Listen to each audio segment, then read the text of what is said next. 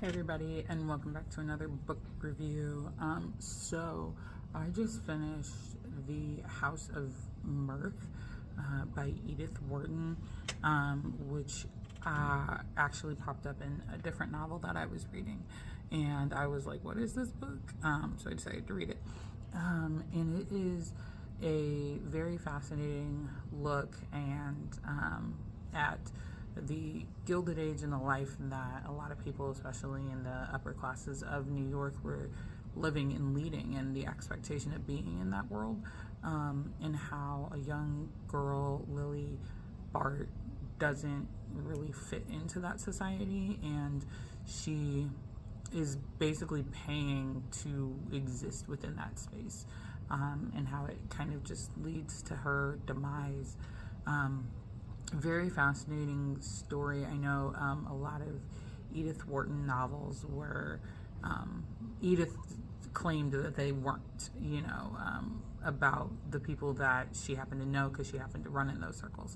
But everyone, pretty much said that, oh, you're basing this off my life or vice versa. And especially knowing a little bit about the Gilded Age and the people that lived in that society, especially the Vanderbilts, it's kind of obvious who some of the characters are. So that was really kind of fascinating to have a different angle on that world. It was a very interesting story. I partially audiobooked it, and I wasn't a huge fan of the person that did the audiobook that I listened to, but the rest of it I thought was very interesting. Just reading it flowed really well. I am giving it a 4, just because I really did like the story. I thought that it was really good, but I don't know. I wanted a different outcome. Like, it was so very obvious what the outcome was going to be for me. But I just wanted a different outcome. I wanted something happier at the end, but I totally get why she went that route. I don't know. I just felt like I felt like the character could have gotten a level of redemption, and one of the other men could have been a little bit more savvy, Prince Charming-like. But I digress. So that's kind of why I gave it a 4.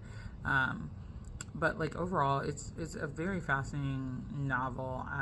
I'm curious about the movie or miniseries. I think there is one that came out in the early 2000s, and so I'd be curious kind of how that kind of all falls and flows and what they did with that.